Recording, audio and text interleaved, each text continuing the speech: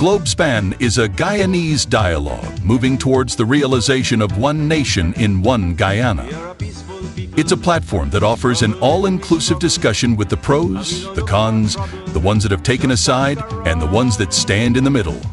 Globespan believes agreeing and disagreeing are part of the nation building.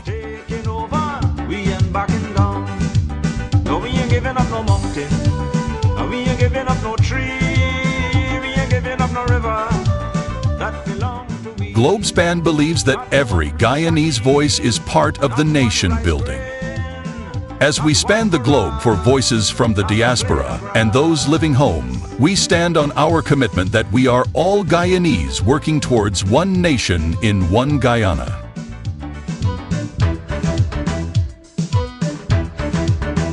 This land is our land now. As the world turns on its axis, bringing changes, we as Guyanese must adapt to those changes for a better Guyana for all. Globespan stands on its axis with its belief that one nation, one Guyana, one destiny must include voices from all corners of Guyana.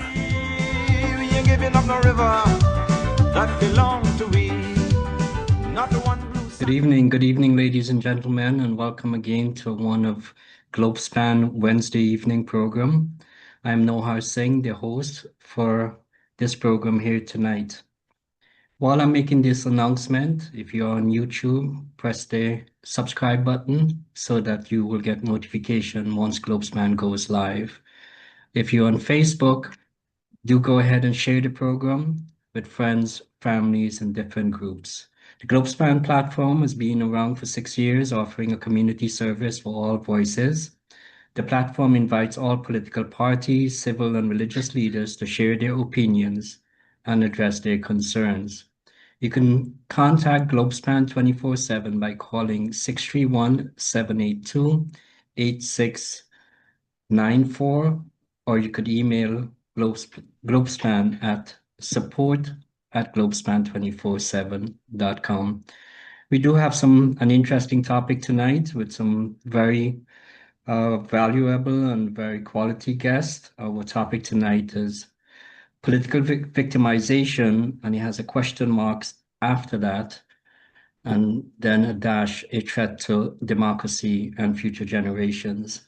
So once again, I want to welcome Mr. Vincent Alexander, Mr. Ravi Dev, the former member of parliament and leader of ROAR, and a well-respected senior counsel, Mr. Timothy Jonas. And I want to start off tonight with Mr.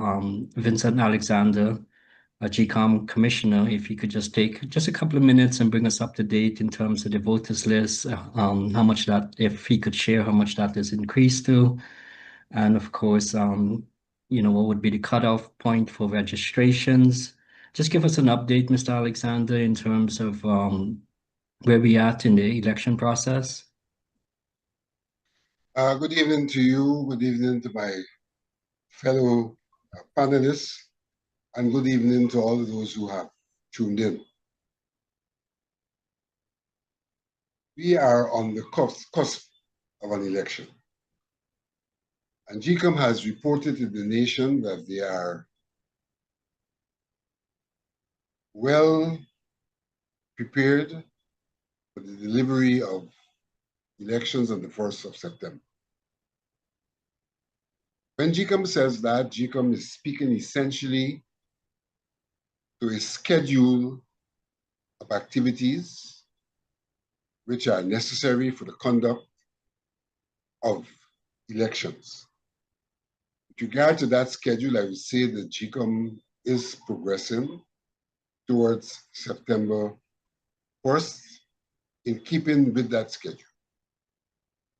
For example, even as we assembly here this evening, there are commissioners who are in Calgary, Canada, overseeing the preparation of the ballot papers, the SOPs, and the tally sheets, which we would normally refer to as sensitive material. Those are being printed in Canada at Calgary, Canadian banknote, and should be in country well ahead of ballot day. As should be known, ballot day is the day when the discipline services will cast their votes approximately 2 weeks before the elections. And all of the material I just referred to will be in balloting day. We are just a few days away from the revised voters list being converted into the final list of electors. That revised voters list is out there and still provides an opportunity for persons who inspect those lists and see any erroneous information to bring that to the attention of GCOM for correction. This is not a claims and objections. It's simply a situation where erroneous information can be corrected as opposed to any new transactions. Sure. Sure. Yeah, we are still to finalize the some 2,700 plus polling stations.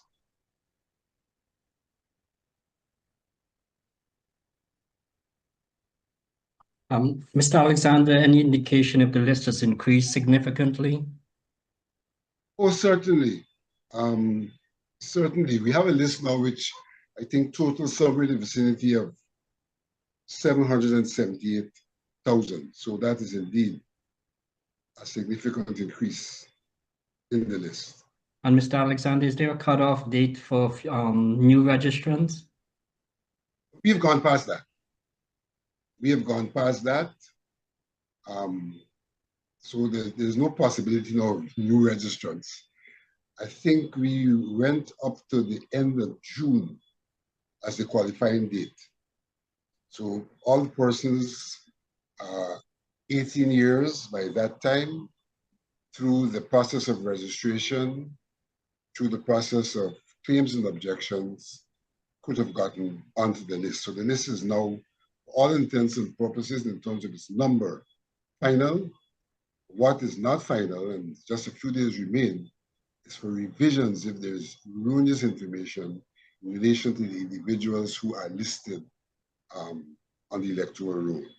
Okay. Okay. And Mr. Alexander, on the social media circuits, there's been some posting that on the list, the PPP list, the vice president is listed as president, and the president himself, Irfan Ali, is listed as an economist, and also they have the vice president listed as the head of the list. Can you comment on that? And are there any implications to that? No, we need to understand the nature of the list. The person first named on the list is the presidential candidate. But each list has a representative. That's the person who has the authority to extract the names in relation to the seats allocated. And what I think is being referred to is the fact that the vice president is that person in relation to the PPP's list. So there's nothing really unusual or strange about that, unless what you're referencing is something other than what I am referring to. But the vice president is the representative of the list, and Irfan Ali is the presidential candidate listed number 1 on the list. Yeah. Yeah. Okay. Well, Mr. Alexander, thank you very much for that update. And I just want to move on to the topic for tonight. So over the course of the last 2 election cycles, we've had a series of events that took place, and some were deemed political victimization, depending from whose perspective, and some, of course, could be valid. And again, from whoever perspective, a nation that's divided never seemed to be agreed on most topics.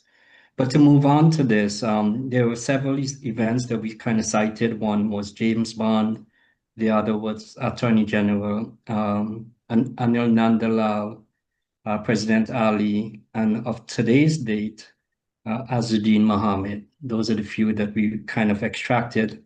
I wanted to circle over discussion around those events. So I want to start with with Mr. Bond. Devin, you have a video to go to there?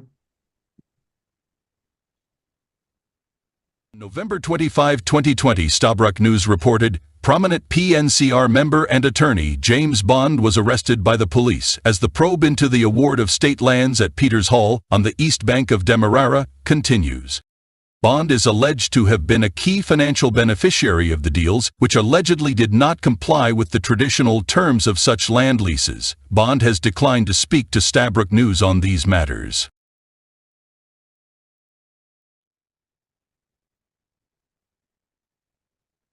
So we like to start tonight's program with the youngest one among us. I'll start with Mr. Alexander. Mr. Alexander, do you care to share your thoughts on the incident regarding James Bond?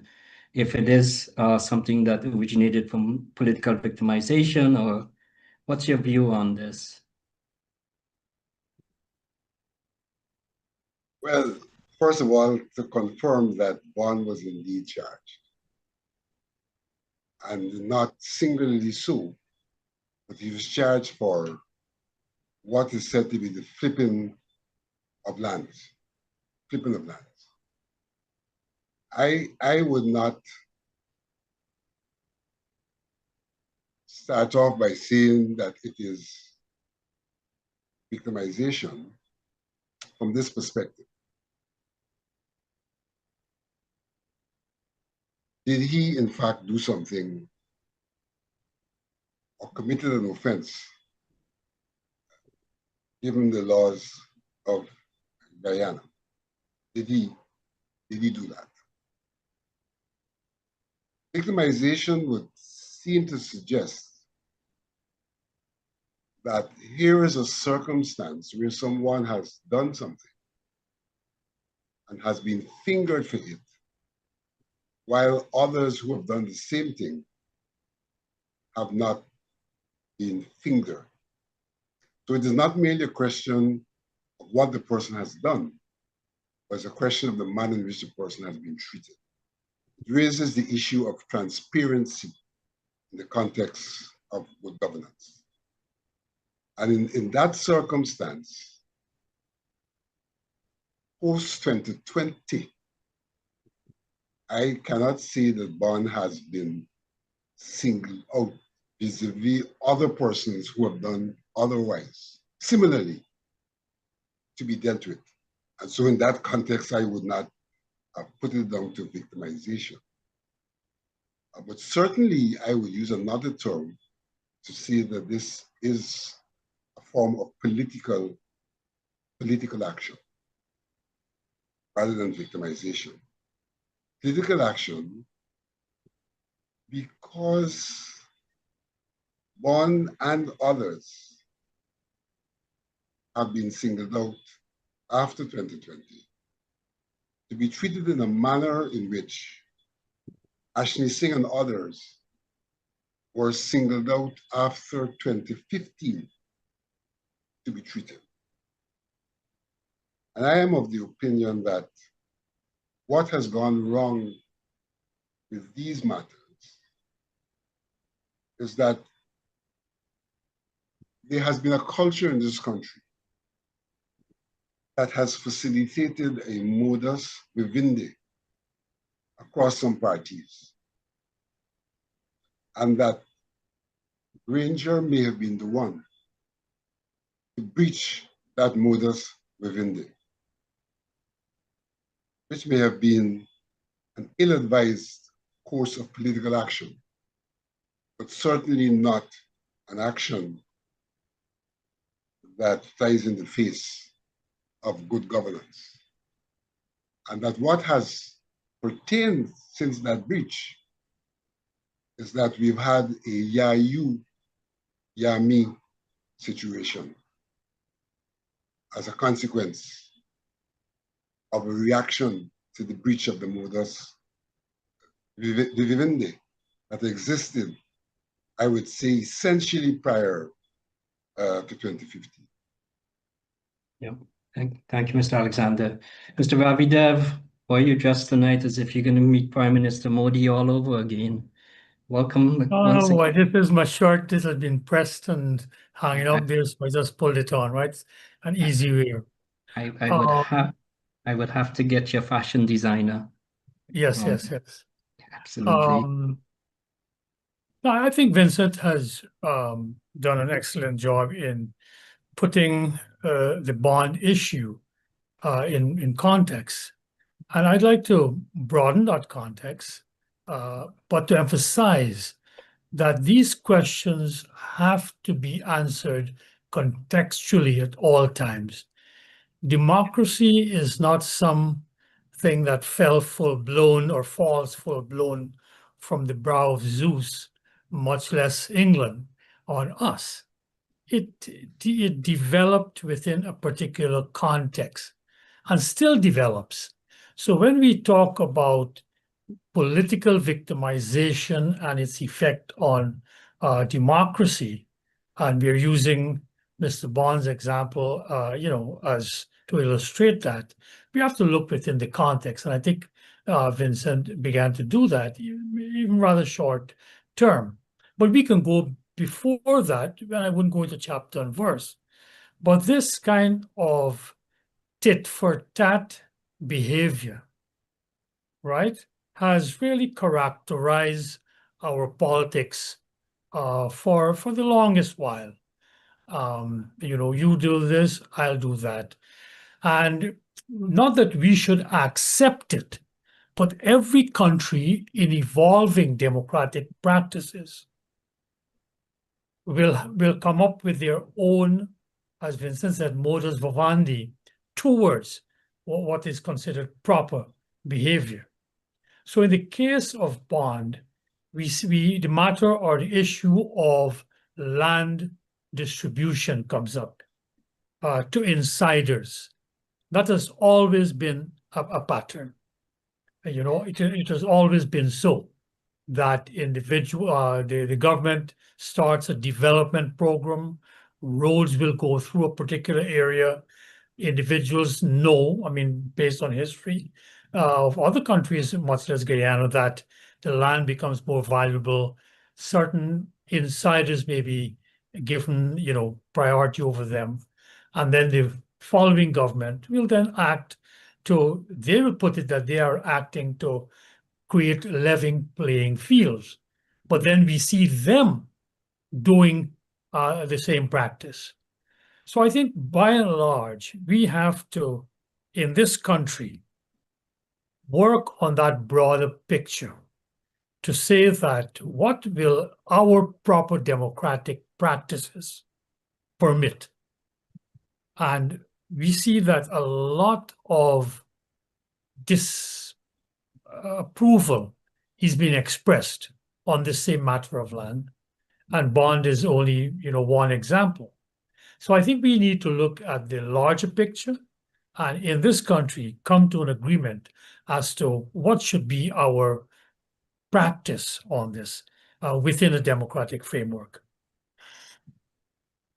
And Mr. Jonas, it seems to be, and Mr. Alexander pulled out a very good word in his response as well, and I believe Ravi is resonating the same thoughts. It's becoming part of our culture. I mean, I've got a list of few others that I want to go through just to basically synthesize the audience and the viewers that this is an ongoing sort of development within, and we're only basically talking within the two election cycle, the last one and current, whereby we have so many incidents of one calling each other out. So, Mr. Jonas, could you comment on this? What's interesting about this as well is that James Bond was charged by the state, the current government, and is now politicking on behalf of the current government that basically charged them. How do you feel about that, and what do you have to say? I think what you pointed out there, for me, it's central to the whole issue that we seem to lose sight of the two separate issues, which are corruption and wrongdoing, and then political victimization. The corruption and the wrongdoing is so rampant, it's so pervasive, that we almost can't see the forest for the trees. It's all around us. So in the discussion as to whether one set of people is prosecuted, the other set of people have been prosecuted, we stop even thinking about whether there is guilt or innocence. And I think that really needs to be the first aspect of the discussion. But there's so many layers of fraud and corruption. So let me start at the beginning. I like that Vincent made the comparison with Ashley Singh and Winston Brassington, because they were charged with essentially the same thing on the selling government land through NISL, state land through NISL. So you have Bond charged with conspiracy in the same area. I think Jordan was also charged with a similar kind of fraud. And the starting point really needs to be that if someone is guilty of this kind of thing, first of all, the system needs to be airtight and transparent enough that corruption is the exception rather than the norm. And I say that in a country where everybody will immediately laugh at the very concept of corruption being the exception rather than the norm, because in our country it's become the norm. But let's look at the second layer of the corruption, that magically the party in power has the luxury that the people being prosecuted by what should be an independent, autonomous prosecutorial system, the people being prosecuted are all in the opposition. So it happened when Brassington and Ashley Singh were in the opposition. It happened when Bond fell into the opposition. That smells of corruption. And then you talk about the shoe on the other foot. To compound, vindicate the suspicions and the smell of that corruption, the fraud charges against their finale, I believe, were politically motivated. But if they were politically motivated or not, they were in court. Where did they go when his party came back into power? And the charges against Nandalal for law books, again, possibly politically motivated, had reached a stage where the magistrate said there's sufficient evidence to require Nandalal to lead his defense. Where did it go after the PPP came back into power? Now, if the disappearance of those pending, actively prosecuted, live cases in court, the mysterious disappearance of those matters, doesn't reek of something wrong, there's your second layer of corruption. Corruption is the norm, and the only way to change that is a transparent system, and neither party wants a transparent system. Yeah. And just for your knowledge too, we did cite the Anil Nandalal situation. And to be fair to him, Devin, you want to go ahead and play that one? Maybe just, we get a quick 1 minute round of each one of them to comment. And then I want to move to the President Ali one on the 19 fraud charges. On April 24, 2017, Stebrook News reported former Attorney General Anil Nandlal was arrested by ranks of the Special Organized Crime Unit. Nandlal is at the unit's Camp Street headquarters. Stebrook News was told that the arrest is in connection with his obtaining of law books while in office. The government had previously said that he would be charged in connection with this matter.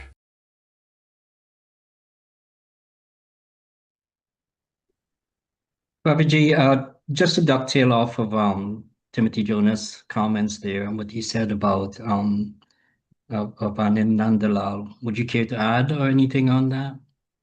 Well, before I get to answering your question as best as I can, who the heck is reading those script that when you put out those statements?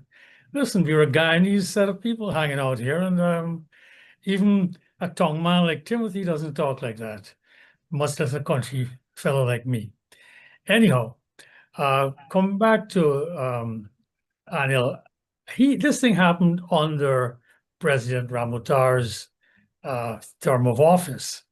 And I asked President Ramotar directly afterwards. He happened to come on to one of your programs here. And, we've chatted and all that. And what I was told, and I'm hope I'm not talking out of school here, is that he gave permission for Nandalal when Nandalal accepted to be the Attorney General for some subscription to these law books to be paid for by the government. And so that to me was what had transpired. So it wasn't as if I was told that he took government books and walked out of the office with them, as some of us might have done with yellow paper pads back in the day.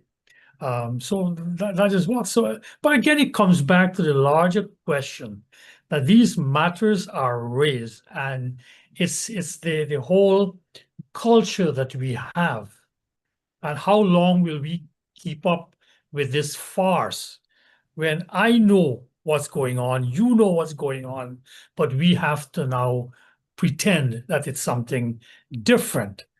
I think this is where, again, it comes back to democratic practices. And we, the citizens of this country, will have to start taking a stand on these issues when the power is given to us in the ballot boxes. And that is why I'm very interested in the September 1st elections that is coming up, because I do believe there are signs in the air that things not regular, as one other Alexander used to say, Laurie Alexander used to say, things not regular. And I hope that part of that so-called irregularity is an irregularity in our norms, which is to accept, what's going on here. So I hope that the citizenry will, put their fingers in whatever symbol, opposite whatever symbol, to make the changes that they feel will rectify these matters. Yeah, yeah. And just about the voicing, Rafi, we just couldn't get a neutral voice, so we had to manufacture one. Why you want neutral for, man? Yeah. No, I really Too many seriously, times we've been accused of being. I feel it very objectionable. I find it, this Americanized voice kind of coming over. But that's my idiosyncratic reaction, I guess. Absolutely. Mr. Alexander? I think Timothy raised an important question there when he talked about the levels of corruption. And when we look at the Nandalal case, it speaks to that directly. Because, if I am not mistaken, the Director of Public Prosecutions would have been the one who would have directed that this case be brought against Nandalal. It is the same Director of Public Prosecution who would have directed that this case be withdrawn against Nandalal, although it had gone to the stage where he had appealed and the court had ruled that there was sufficient evidence for the case to be heard. Here steps in the Director of Public Prosecution to withdraw the case, and this coincides with regime change. So whilst the substantive matter may be viewed in the context of corruption, the withdrawal also, one may argue, reflects a system that may well be corrupted, because how could one system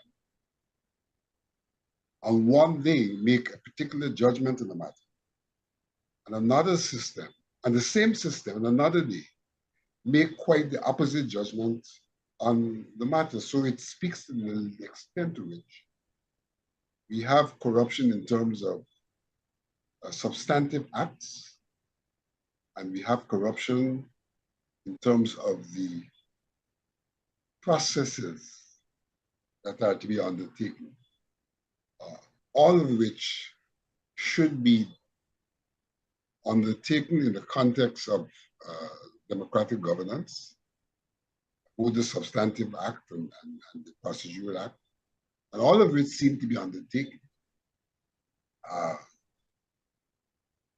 opposite to democratic governance and the rule of law. I think one saving moment in some regards is the role the judiciary has played in this particular instance, which at least suggests that in this instance, the judiciary was not corrupt. Yeah, thank you very much. So a quick announcement from Globespan to all of our brothers and sisters and all concerned. We've been trying hard to keep a mature, civil, and diverse conversation on Globespan. We don't have all the bells and whistles, meaning there are no shouting or no colorful languages, just reasonable discussion to agree and to disagree. We take criticism based on Dr. Miles Monroe as another set of information that could help us to grow. And to all of our viewers tonight, the message that I'm trying to convey, or Globespan is trying to convey tonight, is that our democratic process is evolving, where it's a quid pro quo. One of them is going after each other, and they take turns. And as Timothy Jonas pointed out, at some level, it just disappears. There's no finalization. There's no sort of a judgment that comes out of it. But what it does in that process, it literally starts to eat away and destroy the mere fabric of our society, breaking us down further and further. Now, where do we go from there? It starts off with books and lands, and we'll go to the President Ali situation, and it just continues to spiral downward. And we are in this election cycle, and what we're discussing here tonight is really only the past two, the last election cycle and this current one. And we want to get to the Mohammed situation as well. So it's sort of taken us down a road whereby our society continues to be fragmented to an extent where it'll be broken. And I'm not sure time would really be able to fix that unless these matters are starting to be addressed by civic leaders, by the churches, by the political parties, and by all concerned, including yourself. So I just want to go to President Ali being charged for the I think it was 19 fraud charges. Devin, could you go to that?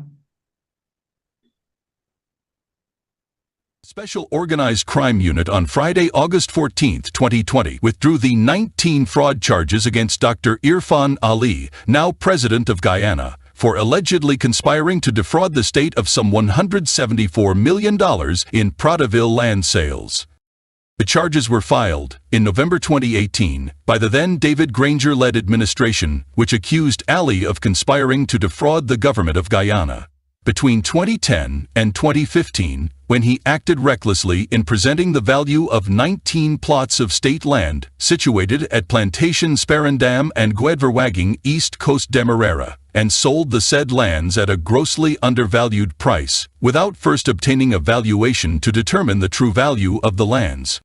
Article taken from Guyana Chronicle. Yeah, but you do take note in the voicing in itself. Mr. Alexander, you care to just, mention a couple of minutes on this as well? Well, firstly, there isn't very much more for me to say on the President Ali's matter, because it is really a replication of the James Bond matter and the Winston Jordan, more particularly the Winston Jordan matter. So replication. So we see that across regimes, similar charges are brought, and which suggests so that there was some corrupt practice. But we also see that in the Ali matter, a similar dispensation to the Nandalal matter, where the Director of Public Prosecution, or the Office of the Director of Public Prosecution, which would have advised that the matters be brought, with regime change then steps in to have the matters withdrawn. And it suggests that the thing is almost endemic, because it's not just one case, it's two cases, and probably, if I'm not mistaken, there are other cases. And permit me to go back to the bond matter, because we see that Bond has been charged, but we see that Bond has now associated himself with the regime under which he was charged. And one now has to look carefully to see what becomes of those charges and whether, in fact, there is a relationship between what Bond is now doing and the manner in which such matters are treated, if you find favor. So one really has to look out to see how the bond matter will be treated. And in this regard, I think we have to be, we have to have some depth in terms of how we view the matter. For this reason, the chances are that the bond case might not be withdrawn. But the chances also are that if it is not withdrawn, you will see at the level of the judiciary things like no case submissions being made, and issues like procedural and technical matters being brought up that might lead to the matter being, in effect, not taken forward. So a different method with the same result as a withdrawal. So I think we have to look at this case very closely, because it will really tell us where we're at in terms of our rule of law, where we're at in terms of our governance, and the extent to which corruption has become a tool to be used by those who are in fact corrupt. So it's like a double whammy. You try to fight corruption ostensibly, and at the same time, the system to fight corruption is corrupted. Absolutely. You know, one of the message that I'm trying to bring out in the program is what you just articulated there, Mr. Alexander, that in the process there is also corruption that is being garnished per se. Ravi, any your comments on the President Ali video? Well, there again, like I said, we are simply illustrating almost a custom and practice in our politics nowadays. That's how it's become. It's become very much embedded. And again, I will be beating this theme throughout the night. It is up to we, the citizens of Guyana, to stand up and be counted. Whether it is corruption that is being committed or whether it is victimization that is being practiced when those people are called to the bar, so to speak. I think the citizens of the country have the basic common sense to know what's going on. It is just that we have come to almost accept this, as I said, as part of our political culture. And a line has to be drawn. A line has to be drawn that up to this point and no further, we have seen several presidents of other countries charged and convicted for corrupt acts. I think one was Peru or Colombia, if I'm not mistaken, a recent conviction. Peru. Peru, no? Okay. Yeah, so the thing is that, well, where do we fall on this spectrum? I would like us to be given the benefit of a doubt that we are a bit not well advanced in our democratic growth. Let us say that it started in 92 when free and fair elections were returned. So at least we had procedural democracy. So we are now going to come to what is called substantive democracy. Okay, we have free and fair elections. We're going to go, we're going to vote. The he will come, that will come.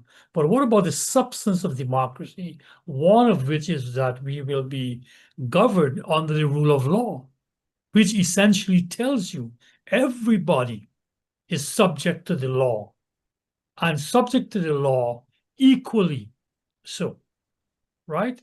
And that is where we are falling down badly. And we all have to accept that.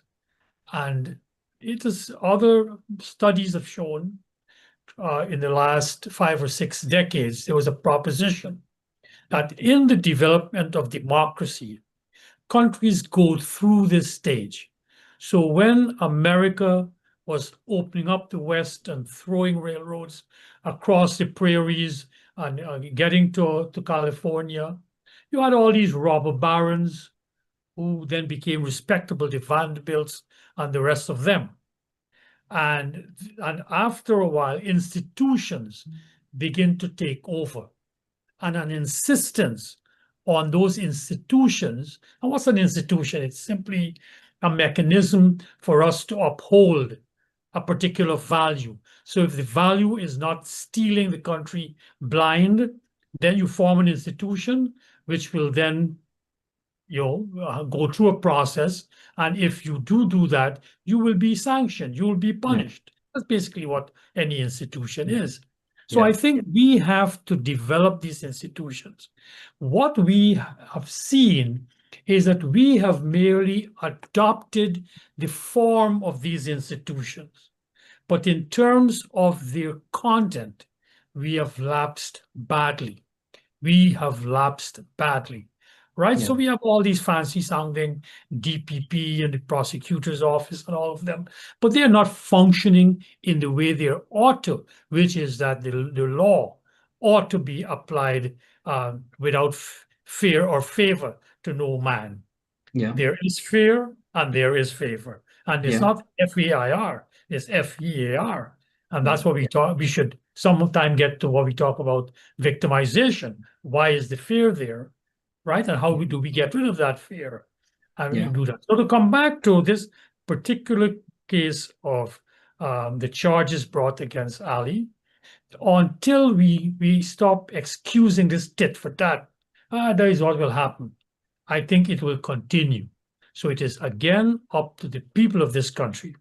I want to state something which I sound like a tired, broken record, right? And I go back to days when you literally had a record that you put a little needle on and it played, right? So I saw it get broken, which is that we have come to a point in our political decision-making, which we call democracy, where now there's no inbuilt majority for any one political grouping. And whether it is ethnicity or whatever criteria we judge ourselves, I think the political parties vying for office will have to start pulling up their socks in each of these ways, whether you don't discriminate ethically for one side, or whether you stop thieving and stealing the country blind. I think that's coming, and I again would like to see what will happen September 1st. And you know, Raviji, yourself and Mr. Alexander is really relating the points I'm trying to bring out. The takeaway from what you said is the line has to be drawn somewhere, and at what extent people are going to be victimized from this. So it is really a topic that we need to talk about. We need to look at where we're at and the scale, and certainly it needs to be addressed and know when to be able to draw that line. So viewers, keep that at the back of your mind. When do we draw that line? Mr. Timothy Jonas, you care to comment on the part of the discussion regarding President Ali? Well, I think we need to draw a very clear line between the question of guilt or innocence and the system. You see, none of us knows if President Ali was guilty, if Nandlal was guilty. I personally believe that the charges were brought for political reasons, but that also doesn't touch on the question of guilt or innocence. But in a democratic system, guilt or innocence is decided by the court.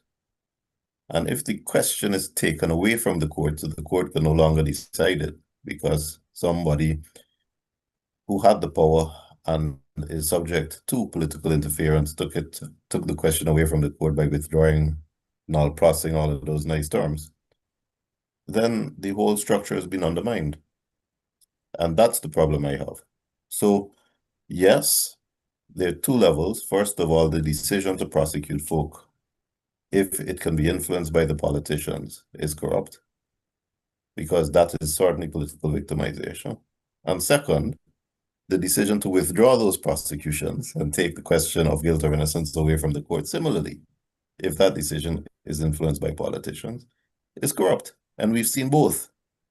What happens, unfortunately, is because the corruption is so pervasive, it is easy for the party loyalists to defend a position. So they'll defend a position by saying, my chap should never have been charged in the first place.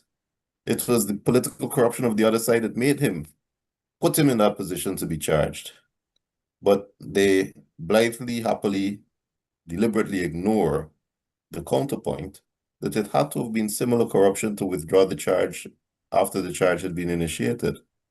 So it goes both ways, it cuts both ways, but because both are corrupt, both are subsumed, both are consumed. And that's what we see. We see the pervasiveness of the corruption and the pervasiveness of that perception throughout.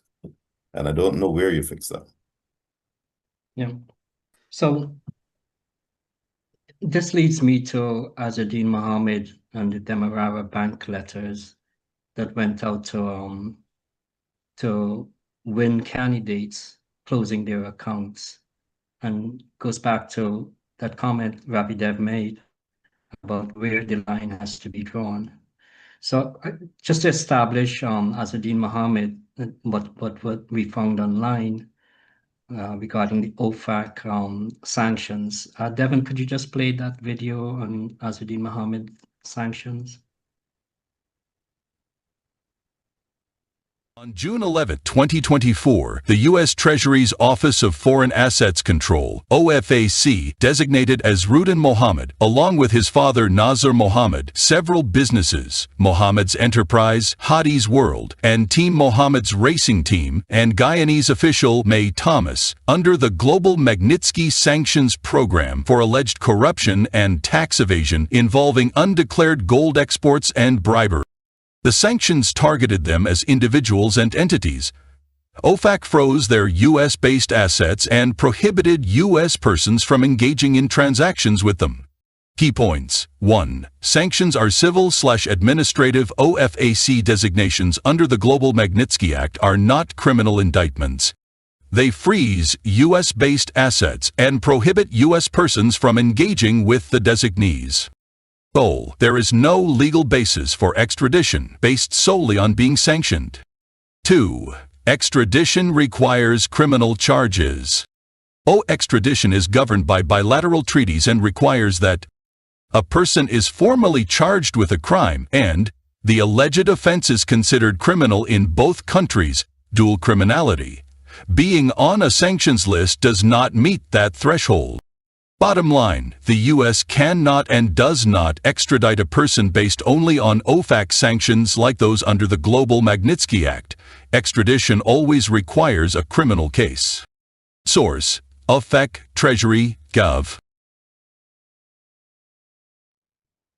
Mr. Alexander, I don't want to extend our discussion on the sanctions itself. I am in no legal expertise on that, but certainly what we just heard there, collected it from ChatGPT, information that came from OFAC, given it mainly on the type of sanctions for Azadine Mohammed. Now, we have seen a combination of different events in our culture, in our political lifeline in our country. And certainly we want to be able to, as taking that line from Rabbi Dev, know where the line has to be drawn So how far do we go in terms of victimization, in terms of quid pro quo, one doing to the other? So I want to go more towards the letter from Demerara Bank and that letter closing accounts of WIN candidates. Devin, could you go to that letter for me, please? We write to inform you that Demerara Bank Limited will be discontinuing all banking services provided to you effective July 25, 2025.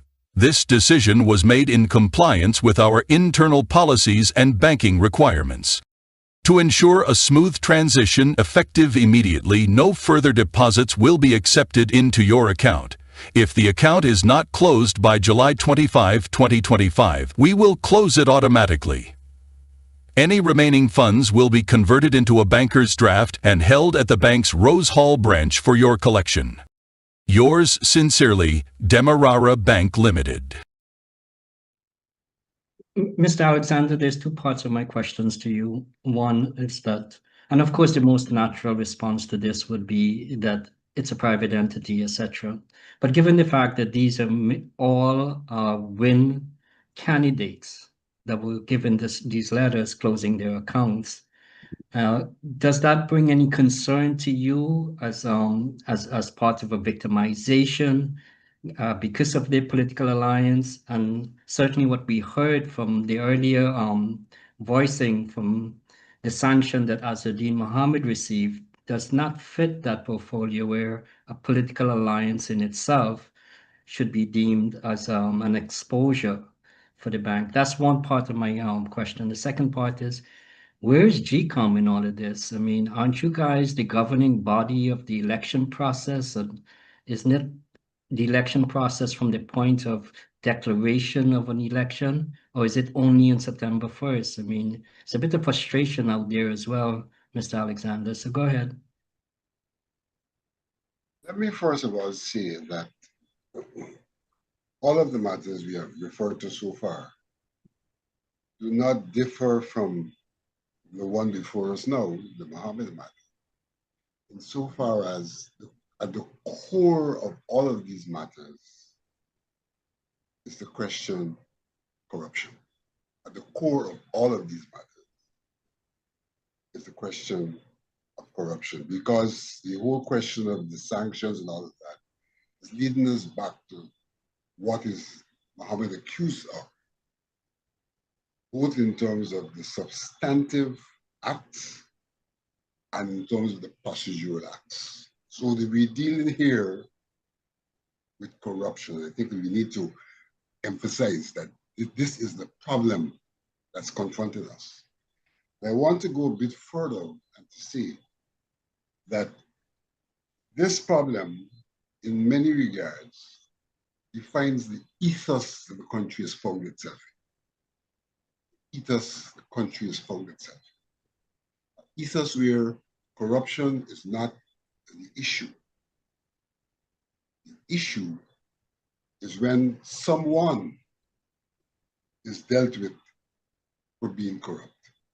So the corruption has been, in a sense, normalized, and those who fight against corruption find themselves in the hot water, and the extent to which corruption is being normalized may well speak to the kind of response that one gets in the Mohammed issue from two perspectives. One, I don't see any problem being associated, because what he's accused of doing has been normalized. So this might be, in fact, a case of victimization.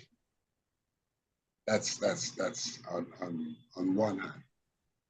And on the other hand, well, so why you want to interfere with us who are also engaged in what has been normalized? And in that regard, one can then look to the sanction, not the sanctions, to what the bank has done, and to raise the question of the nature of corruption. because it may be argued that the bank system has now been corrupted. In this whole situation of corrupt acts and which side you're on determines how it is dealt with or not. The bank is now brought into this question of corruption. So I pose the question in the context of democracy, whether at the corporate level, they are not equally responsible to behave in a manner that is equivalent to good governance, as much as the public sector or the government has that responsibility. And I would seek to answer the question by saying that my understanding is that governance is applicable at every level of society. Of course, it's most applicable at the level of the government. It's applicable even in the corporate world. Absolutely, yeah. Therefore, the question which arises immediately here is this bank discriminatory in its dealings, or is it evidence that the bank is not transparent? And I'm using the term transparent in its technical understanding in the governance context. So is the bank not transparent, and therefore itself finding itself being corrupted or being corrupt by virtue of what it is doing to a set of clients, which it might not have done to other clients who may have found themselves in a very similar situation in relation to a relationship with Mohammed, or in relation to the whole question of being sanctioned. I think that the sanction issue, one also has to look at the way in which, in this world in which we live, certain powers have emerged as if they are in fact the rulership of the world. So without any reference or deference to what Mohammed might have done or might not have done, here is the hands of a country reaching across the borders, invisibly probably, into the hands of into another country, and impacting the citizens of that country without the sovereign being able to take a position on what happens to someone who is a part of that sovereign state, which should have a certain level of integrity in terms of what can happen in that state. So yes, the US may be sanctioning Mohammed, and that may have its impact in terms of his relationship beyond the borders. But here we see that their sanctions, notwithstanding the fact that there are international treaties and all of that, but that their sanctions, in a sense, are reaching into a sovereign state and impacting a citizen of a sovereign state. And they are actors in the sovereign state because of the nature of the relations who are executing the policies. Okay, Mr. Alexander. And I want to come back to you later in the program on this, because the impression that you're giving is that the United States itself has outreach into the bank and causing them to take such actions. And I'm not sure if there are any evidence to that fact. Let me come back on that, please. The chances are that the bank has been reached otherwise than by the United States. Okay. The fact of the matter is, even if the bank has been reached otherwise, ostensibly this can only have occurred because there exists these sanctions and the contention that these sanctions can impact domestic relations. Yeah, yeah. So, Raviji, at some point we need to take responsibility of our own action within our country. That is, since independence, we've been blaming the Brits, we've been blaming the CIA, outreach, and there have been no doubt about that. However, we must be able to own us to some of the actions that we are taking within. Here we have a corporate citizen who has a responsibility to the general public itself, not to, and of course to governing bodies within the country that sent off these letters mainly, as far as we know, to all of win candidates. Is this victimization? Is there a line that should be drawn here, Raviji? Well, from what I know, there's we can answer this question at two levels. The first level would be at the level of the banking industry in and of itself. The world right now still uses the dollar as the currency for international transaction by and large. There are moves to move off from what is called dollarization, but that's still not where it might head more. So right now, our banks, while we say they are Guyanese banks, they have to be plugged into the international banking system to deal with the foreign currency implications of their act. So each Guyana bank, for example, Demerara Bank or GBTI or whichever local bank, citizen bank, they have what is called a corresponding relationship with an American bank through which they deal with the foreign transactions. And ultimately, all transactions are the foreign exchange transactions, because the Guyana dollar is not traded in any part of the world that I know about. So ultimately, we have to convert our currency into that. So these corresponding banks, I remember going to when Yasu launched Demerara Bank in '94. I was there. And I think their bank was the Hamilton Bank. I don't know if that still is the bank, but there are these corresponding banks that they must have. So these local banks will have to be careful to maintain that relationship with that bank, or they will simply collapse, plain and simple. And that corresponding bank invariably is an American bank. And so therefore, if OFAC has sanctioned a particular entity, in this case, the Mohammeds, and part of that stipulation, which your American voice didn't read, is that anyone found to be facilitating, I'm using a broad term there, the activities of the sanctioned individual, they can also fall under that sanctioning regime.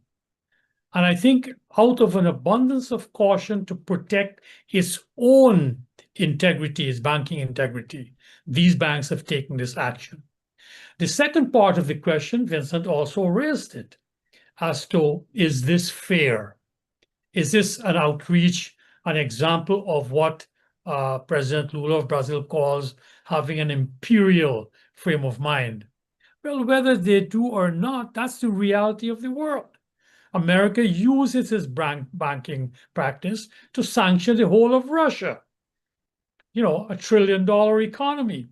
It is sanctioned, and it will sanction anybody it feels like. So the point is, they will exercise their power to protect their interests, and they have determined that the Mohammeds, what they did there, interfered with their interests. They sanctioned them, and therefore those found dealing with the Mohammeds will have to be cognizant of the reality of how dollar flows in this world today. Yeah. Thank you, Raviji. And just a note there, though, we went searching on this specific type of sanction against Azzedine Mohammed, the Magnitsky sanction.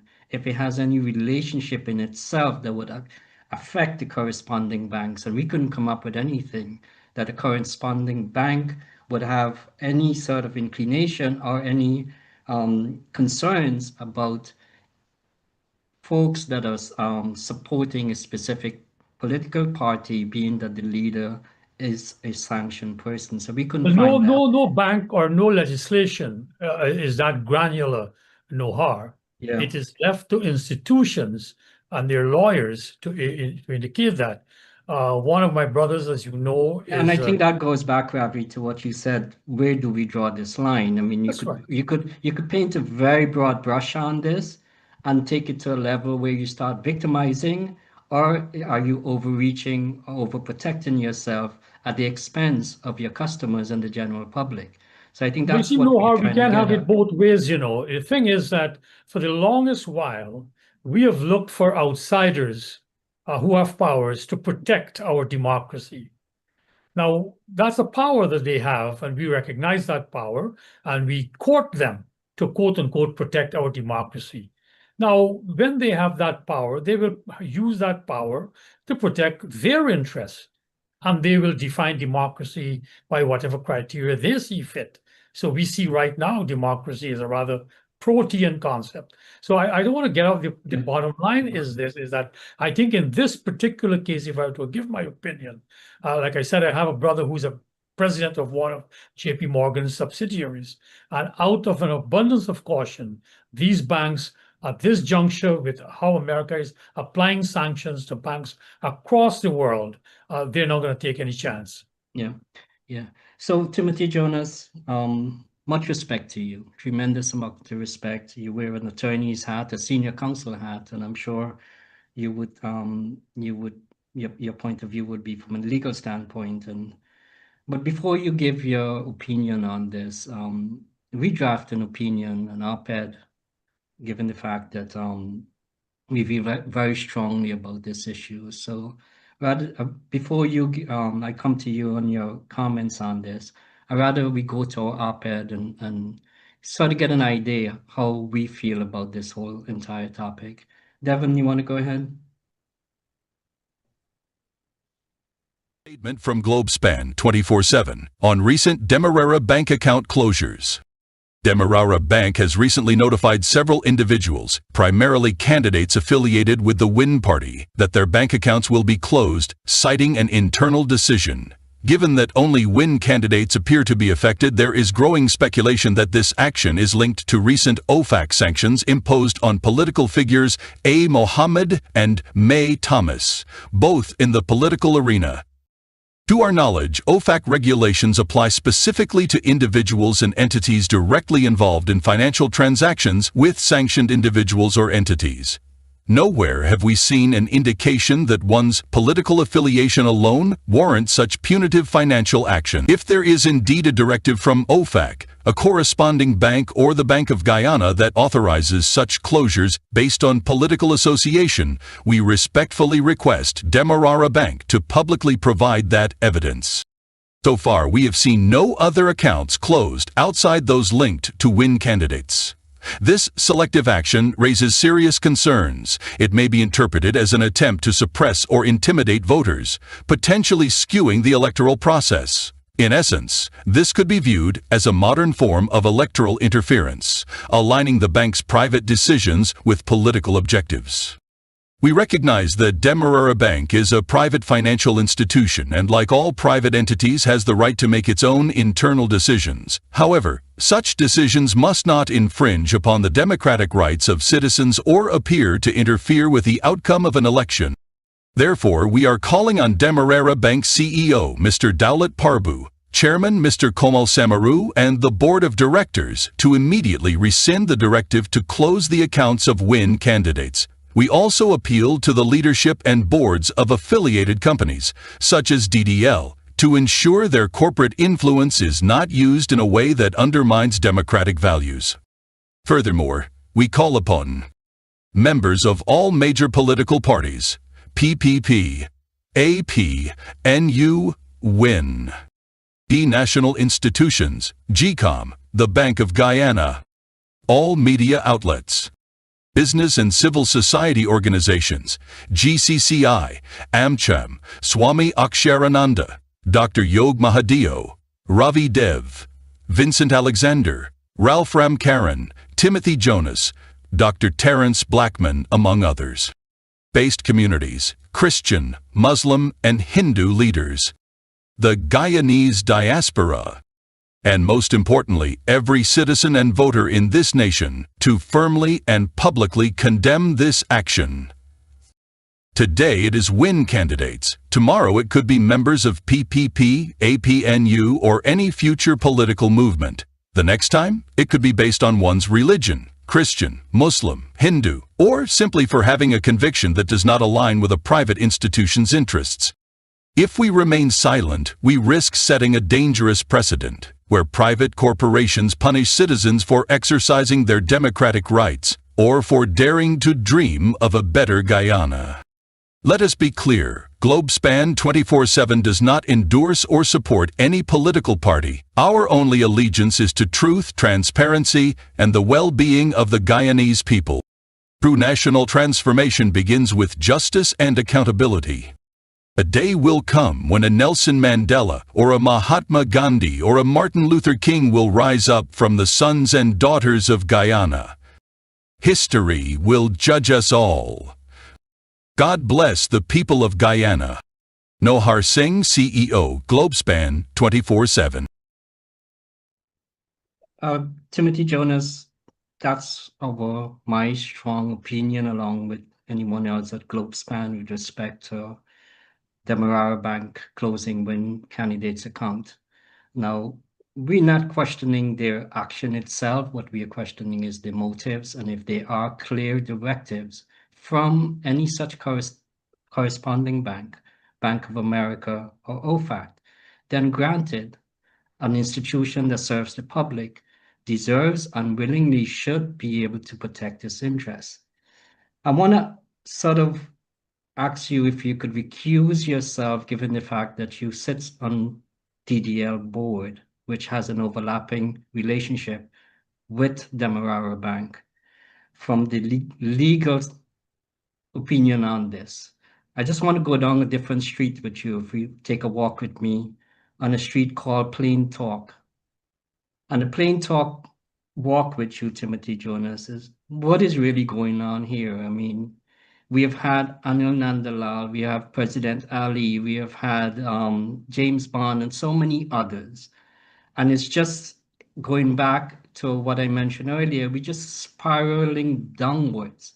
And again, I want to stress, if it is the Demerara Bank has a clear indication, directive, then bring forth such directive. Other than that, it's been construed by the general public that it is political victimization. So just to have a plain talk about it, Timothy Jonas, if you can. Okay. Well, Nohar, for the first time, I'll have to say that I don't approve of the approach you took, and I'll tell the public why, in the interest of a plain talk. Vincent gave an opinion, which I don't agree with, and I'll get back to. Ravi then gave a contrasting opinion. He disagreed. And the approach Ravi took, I agree with, and I'll get back to why. But this is the first time in my experience on this show that instead of being invited to give an opinion, an attempt has been made to constrain and constrict my response. And I can say for full disclosure that I believe the reason for that is that Nohar had in another forum, in a conversation, raised this with me, the issue of the Demerara Bank. And I had responded to him in much the same line as Ravi had. And I will get into that. And Nohar at the time had disagreed. We disagreed, but I'd given my points. But I am taken by surprise now, because what I am confronted with is a written, formal statement that I don't agree with, and an invitation not to respond to the statement, which invitation I'm going to decline. Now, for full disclosure, I am on the board of DDL, but I have nothing to do with Demerara Bank. I have no association with them, even though DDL is an associated company. So I'm not on Demerara Bank's board. I have nothing to do with their management, and nothing to do with their internal mechanisms. So let me get back to why I disagree with the statement that was just read on behalf of Globespan. The running of a private money-making institution is not the same as the running of a government institution. A government needs to be fair because the government represents the people. A money-making institution doesn't need to be fair. It needs to make a profit so that it can pay dividends to its shareholders. And in order to make a profit, it has to provide a service that is better than its competitors and more efficient than its competitors. So I disagree with Vincent when he talks about transparency. Because if there was transparency, then poor Colonel Saunders would have to share the recipe for his chicken, and all his competitors would then be selling just as good chicken as Saunders is. DDL would have to give the recipe for the best rum in the world, and all their competitors would then be selling the best rum in the world just like them.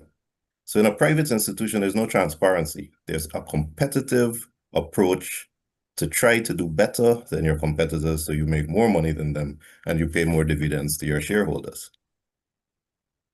Now, Ravi Dev made another point. He said that the rules of the Americans are not granular, is the word he used. There's no hard and fast rule that in these circumstances you will be sanctioned, in those circumstances you won't be.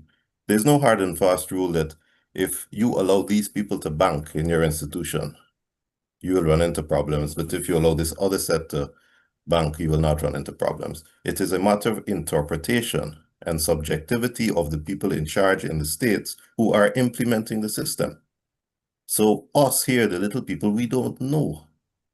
And we're minuscule, as Ravi Dev points out, $1 trillion business, $1 trillion economy in Russia. The Russian banks are sanctioned. So you say to a money-making institution, a bank that has to make a profit, not just that you disagree with them in deciding that they don't want to take a risk of continuing to allow people to bank with them that they think might expose them to ostracism from the American system. You want to say you condemn it. And I got to say nonsense. And I'll tell you why I say nonsense. Guyanese, more and more, are understanding the global economic village. You got credit cards. Everybody in this forum got a credit card. Look at it. It says Visa. It says American Express. Look at your debit card. It says Visa. When your family abroad sending money to you, they send money through the correspondent bank that GBTI or Demerara Bank or Republic Bank or Scotia Bank has abroad in the States. That's where the money comes from. And when you want to send money away, or you want to go and shop on Amazon, or you want to go online and buy something using your credit card or your debit card, your bank has to make that request to the bank in the States, to the correspondent bank in the States. So the day your bank in Guyana loses that relationship with the correspondent bank in the States because they allowed a Mohammed, Azruddin Mohammed, to continue to bank with them, or an associate of Mohammed, or an associate of an associate with Mohammed. The day Republic Bank, GBTI, Demerara Bank, Citizens Bank, any one of the local banks is punished because it has a customer and has not let go of that customer, you can't go on Amazon and shop anymore. You can't use your Visa card anymore. You can't use your American Express card anymore. And the next day that bank collapses financially. So when a bank that is competing with other banks has to make a commercial decision, what do I do? We got these people banking here with us. 10 people, 20 people, 100 people. But we got 20,000 other customers. All of them with credit cards. All of them want to use it, their credit cards, their debit cards, want to send money abroad, bring money in, want to do business, buying from merchants abroad to sell. What do? Do we say, oh, we are going to take a chance to destroy ourselves and destroy our shareholders? Or are we going to let those 10, 20, 100 customers go to ensure our continuity and ensure our competitiveness?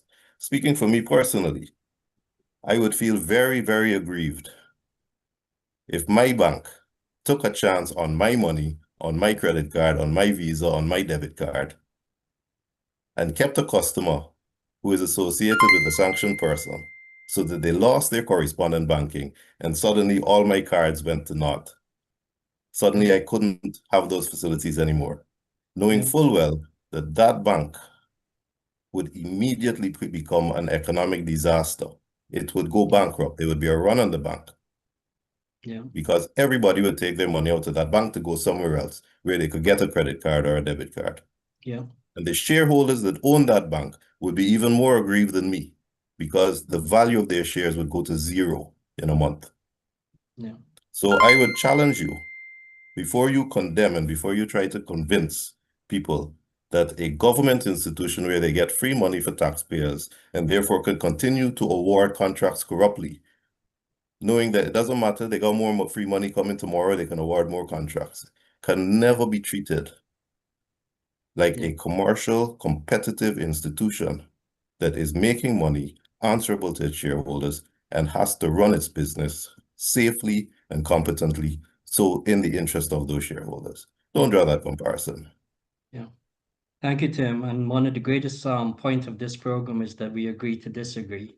And certainly, you know, from the message we are trying to convey here, specifically on the Demerara Bank canceling win candidates, are they using a broad brush, using to go overreaching in terms of penalizing or victimizing because of political alliances? So while, you know, if there are any substantial or any directive from the corresponding banks or from any other regulatory body, I'm sure that would be a good explanation. But let's move on. Agree to disagree. Mr. Ahmad Khan, I see you posted that Nohar is being paid by Mohammed, and I could reassure you that is not the case. Our position, Mr. Ahmad Khan, is really for the people of Guyana, that all citizens would be able to benefit from the democratic right, regardless of which political party they associate themselves with. If you heard part of the opinion that was read, it specifically said that today it could be win candidates, tomorrow it could be PPP, it could be APNU, it could be because of your religious belief. So how far are private entities allowed to overreach using its broad brush? That's the message that we are trying to convey. Mr. Alexander, any thoughts on this from a GCOM standpoint? Is there any comments on it from GCOM? All right, I'll give you those comments, but I think it's necessary for me to respond to Timothy's question on transparency. First of all, I rather suspect that we're not using the terms in the same manner. When I speak about transparency, it's a technical term for me, a governance technical term. I'm speaking about a system where individuals confronted with the same circumstances are treated with the same measure in determining how the circumstance is resolved. That's what I meant by transparency. I didn't mean openness so that everybody knows how you're doing your business. I meant transparency in terms of fairness, in terms of justice, in terms of if you have different clients and they're confronted with the same circumstance, that you use the same approach to resolve that which confronts them. And so I was saying that I don't know for a fact that the bank has been transparent insofar as that there may be other people who have similar relations but have not been similarly affected. Let me say further that an enterprise may be private, but those enterprises are authorized to operate in the context of a democracy. And though they may be private, one can well argue that they have to embrace the principles of good governance in the decision-making if they're in fact to be operating in the context of a society that is democratic.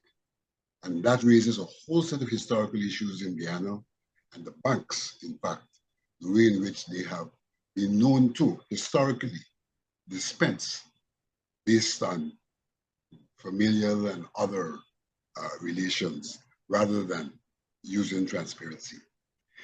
In response to the question of GCOM, may I say that GCOM is a problematic place. GCOM, for me, has found itself corralled in a manner in which it excuses non-action by claiming that they have to execute what the law provides for, and seem to have no level of morality which says, look, given what the Constitution says our responsibility is, then we have to be able to be initiators, even of legislation, in relation to how the environment in which elections is conducted. And so you wouldn't see a GCOM taking a position on this matter, because GCOM has refused to stand on that high moral ground, which allows it to call a spade, and hides behind the cloak of law when convenient, and on other occasions seek to embrace the law. So I think that the dysfunctionality of GCOM is evident in how they would not touch with a 6-foot pole a matter like this. But they touched with a 6-foot pole a matter of who should hand in the results first. And second, notwithstanding traditions and notwithstanding the need for them also to be transparent in what they do. Yeah. Beg to say, in very broad terms, that GCOM is highly dysfunctional, and that dysfunctionality is manifest at various times. And in this instance, it's manifest by the fact that we did not even look in the direction of what is happening to those persons who are contesting the elections. Wow. Quite some words there, Mr. Alexander, regarding GCOM. That's a lot to look forward to. Just a couple of comments to read. One, Shakir Mohammed, why is it Mr. Jack Deere and if Mr. Irfan are associated with May Thomas, how come their accounts are not affected? And one by Gobin Harbajan, why the candidates who have loans with both banks, I suppose he's referring to Demerara and GPTI, their accounts were not closed. So according to Gobin Harbajan, if they have the candidates of WIN, if they have a loan with Demerara Bank, their accounts are not being closed. There seem to be a lot of mixed messages that are coming out. Raviji, both yourself and Mr. Alexander, and to a certain extent, Timothy Jonas, myself, and all these viewers tonight, they've seen a country that is torn apart, families torn apart. Over 50% of our population is still in poverty, a nation that is richer than most countries, but yet we are at this state. We talked a lot about the victimization, where the line has to be drawn, the spiraling of our democracy. Ending our program tonight, I want to leave with some hopes. And you mentioned this earlier, one could exercise the democratic rights. What hope would you give the people, and where is it that the line is drawn so that we can be able to at least have some sort of representation that would lead a country whereby one would be accountable not only in public sector, but also in the private sector, especially if they're dealing with the general public. Raviji? Well, let me come back to the statement which you made in your name, and I think would have been most appropriate if you had read it in your own voice, be as it may, because, it's under your name. But coming back to the specific, I want to respectfully say we're friends. We've been friends for decades. But I would like to say I respectfully disagree with your call based on the premises as articulated by both Timothy and myself, and also I'd like to feel Vincent. In terms of the imputation that Demerara Bank is somehow doing the bidding of the government of the day. And, I think is one that is really not justified. I have known Yasuo Prasad, like I said, when I returned in 1988, took him up to the global conference in 1990, got to know him, was there when he founded the Mara Bank. And I would like to say he was a friend until he passed. And I think he has left an institution and so many other institutions, including DDL, which are run on world-class business principles. He's one of the very few to have transcended. I met him first, believe it or not, when he came up with Mr. Hoyt in 1986 in New York City. And we went to a luncheon on behalf of Mr. Hoyt to greet this new president of Guyana. And so I feel he has contributed immeasurably to a corporate culture that will take this country forward. He was able to transcend from a family-owned business into a business that is run on purely business principles. And I would like to, you can't put your neck on the line for anybody, but I would like to say, if any corporations, and I happen to know Komal Samaru also very well, that these are individuals who I believe will make a decision, as Jonas said, based on what's best for their shareholders. And if in their best judgment, they feel this is what was best for their shareholders, they will make that rough choice, and we have to salute them, because unless you have a mentality, a way of thinking like that, this country will never, and I predict this, will never be able to pull itself out of the rut that where it is. Our problem in Guyana basically is that the so-called professionals, none of them act in a professional manner based on their own professions. And this is the cause of it. Politicians, I was told when I entered politics, they're not professionals. The only thing it could be, they're professional prostitutes, which in a sense has its own set of rules. So I'd like to say, first of all, I disagree totally with that statement which was made there. And I would like to say on a positive note that in impartial criteria, Freedom House put out how do I put it, an assessment of our democratic credentials, which includes aspects such as victimization. And Guyana, I think, in this year got a score of 74. Last year was 73, and it is considered a free country democratically. So I believe that we are at a point where we, the people of Guyana, have to begin to use the power, because these politicians can't count on any inbuilt majority, where our voice, small as they are, every vote literally counts in Guyana, and we should be willing to make judgments for this country, not for people or in ourselves. Thank you. Thank you, Ravi. Thank you very much. And certainly the general public would, from listening to this program tonight, would assume and make up their own mind in terms of how they construe the actions taken. But I think from our perspective, I'm happy that Globespan was able to bring up this issue, because it is sitting on a lot of people's mind. And as we mentioned in the op-ed, if there are any specifics, it'll be good for them to know, so all doubts could be erased. So I'm very happy that Globespan brought it up. I'm also, of course, you're free to disagree as you have with Mr. Timothy Jonas, and to a certain extent, Mr. Alexander. But I think our concern in Globespan is for the people, and if it's on their mind, we would want to address that. Timothy Jonas, closing statements, closing comments, and leave us with some hopes.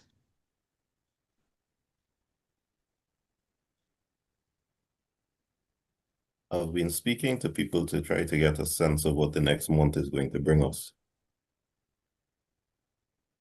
There are a couple of things that Guyanese agree on, whether they're PNC, PPP, or other. And those things are, first of all, we have been corrupt for 50 years. Second of all, corruption is endemic in both parties, and neither party in turn did anything to stop it, and both parties have abused the system by their own corrupt means, and in order to stay in power and in order to profit.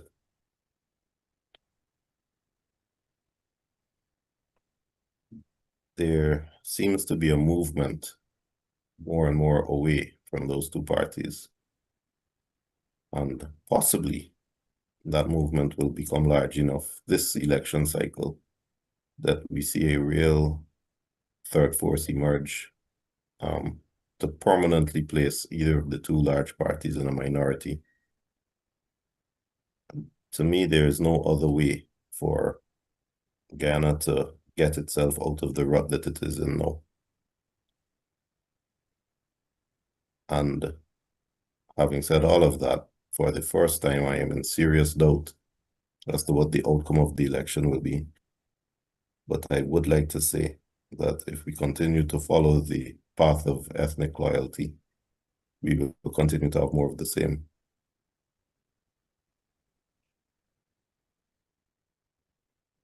Thank you, Mr. Jonas. And lastly, Mr. Alexander, some closing statement.